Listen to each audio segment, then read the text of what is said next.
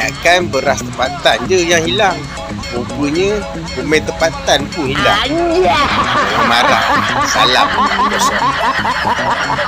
Kalau tengok semalam Malaysia lawan Vietnam, tak silap saya lah 2 orang Melayu saja daripada 11 pemain. Baki 11 orang tu semua warga asing. So apa yang orang Malaysia mengagung-agungkan pasukan Malaysia? Baru-baru ini Federasi Sepak Bola Malaysia atau FAM sedang gencar-gencarnya melakukan naturalisasi pemain sepak bola. Ya, hal ini demi memperbaiki sepak bola Malaysia tentunya. Dan akhirnya kemarin pertandingan melawan Vietnam pun berhasil dikalahkan oleh Timnas Harimau Malaya dengan skor 4-0 ya. Sebelumnya saya ingin ucapkan selamat untuk Timnas Malaysia. Namun sayangnya hal ini menjadi perbincangan oleh beberapa kreator asal Malaysia. Malah ada yang mengatakan bahwa bukan hanya beras tempatan saja yang hilang, tapi pemain lokal pun hilang. Ini dia.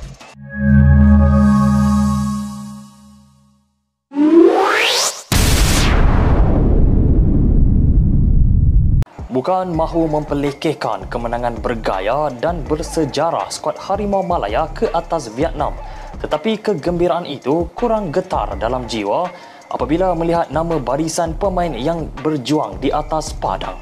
Hanya Arif Aiman Hanafi dan Shihan Hazmi Muhammad yang merupakan anak jati tempatan dalam menebusi skuad utama negara, dan selebihnya adalah pemain naturalisasi atau import serta pemain warisan yang sekaligus menghakis identiti asal bangsa Malaysia itu sendiri.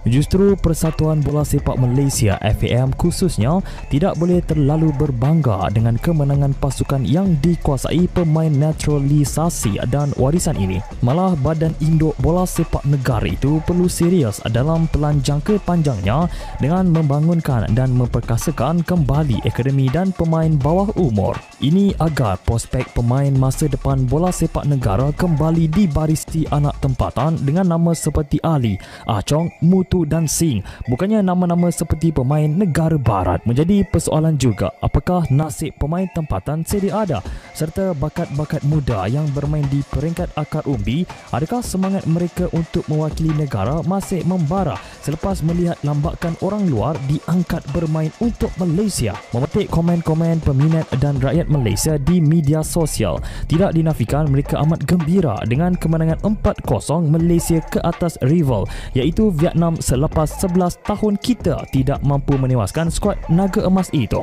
Seorang pengguna Facebook, Aminuddin Yahya, berkata dia juga bingung memikirkan entah dari mana datangnya pemain-pemain ini yang tiba-tiba muncul mewakili Malaysia. Katanya tidak pasti mereka bermain atas imbuhan diberi atau nama yang dicari. Namun yang pasti katanya semangat patriotisme dalam diri mungkin tiada dalam diri mereka. Lebih parah katanya jika trend sebegini diteruskan, bermakna ramailah bakat anak tempatan tidak dapat diangkat ke pentas antarabangsa serta akan membunuh minat mereka bermain mewakili negara seperti pemain-pemain dahulu. Itu belum dilihat kepada pemain-pemain akar umbi serta akademi yang pastinya ibu bapa sudah hilang selera untuk memastikan anak mereka serius bermain bola sepak kerana tiada jaminan lagi dapat bermain ke peringkat lebih tinggi. Selain itu, ada juga yang berpandangan sukan termasuk bola sepak bukan hanya tentang kemenangan tetapi perlu ada rasa cintakan negara dan jiwa kenegaraan. Justru tiada siapa yang kecewa melihat peningkatan prestasi dalam sukan kegemaran rakyat Malaysia ini. Tetapi rasa bangga itu pasti lebih membara apabila melihat anak tempatan sendiri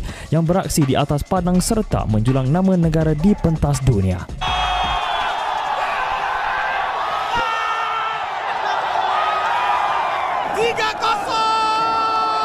Abang-abang yang main kelayakan Piala Dunia, tutorial gol ada di sini ya. Jangan ribu FIFA. Ampun bang.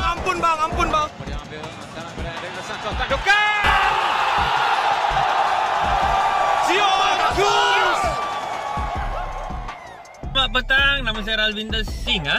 Hari ini saya tak nak cerita politik, saya nak cerita sukan bola sepak Malaysia. Masa saya kecil sampai sekarang saya memang peminat bola sepak. Saya sendiri pemain bola sepak last man Kalau defender tu last man lah kerja saya, hantam orang. Kena red card, tak apa. Tapi saya main kerja untuk last man, hantam orang saja. Atau nombor 2 saya goalkeeper lah. Okey. Dulu Malaysia 100% pemain bola sepak pasukan Malaysia ialah 100% orang Malaysia. Maksud orang Malaysia saya ialah Cina, India, Melayu, Sabah, Sarawak orang asli ya. Bukan macam sekarang, orang Eropah lah, orang dari Afrika lah, orang tak tahu dari mana lah. Dia orang tak tahu kasih PR ke, kasih IC biru, jadikan pasukan, pemain pasukan Malaysia. Ada yang main dekat Malaysia, dekat klub-klub Malaysia, ada yang memang main dekat luar lah. So sekarang orang mengagung-agungkan, wah Malaysia menang, pasukan baru, sesuatu yang baru. Apa yang baru? Diorang tak kasih peluang dekat pemain-pemain lokal Malaysia, dan diorang kasih peluang kepada orang asing.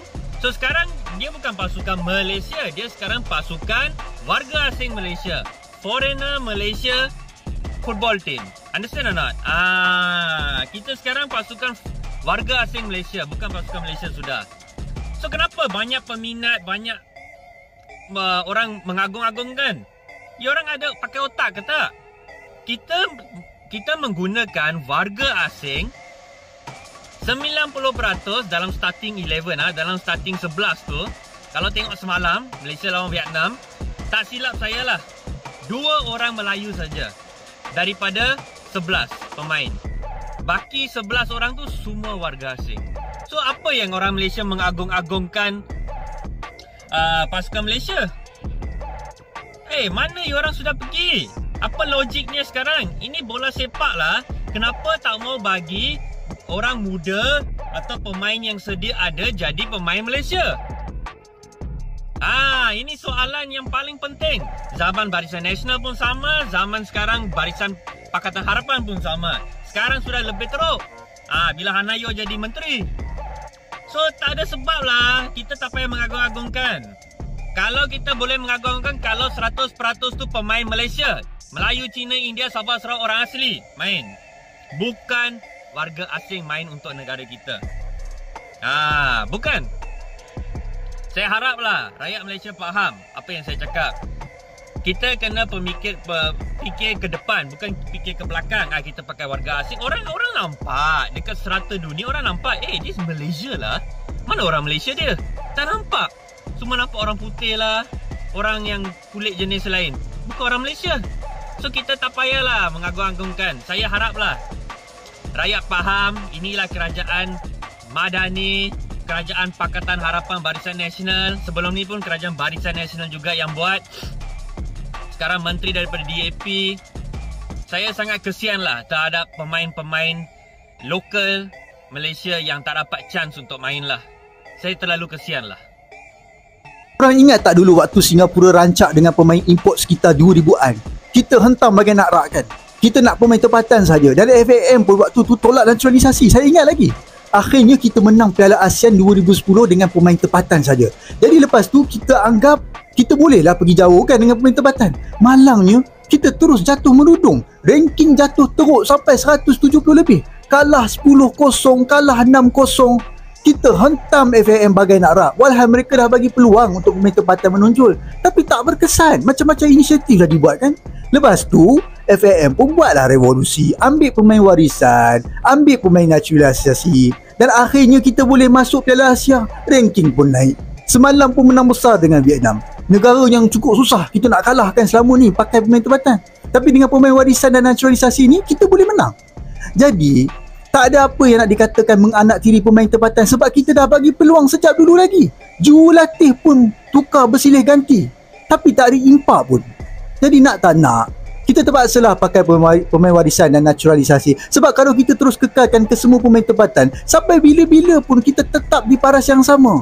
Jadi sekarang ni kita nak penuhi hasrat anda semua untuk main di Piala Asia, bahkan Piala Dunia kan. Maka terimalah strategi baru ni, dan dalam masa yang sama kita perkasakan akar rugi. Setuju tak? Sekarang ni Indonesia satu-satunya wakil ASEAN di round keempat kelayakan Piala Dunia. Yang lain semua pasukan Arab.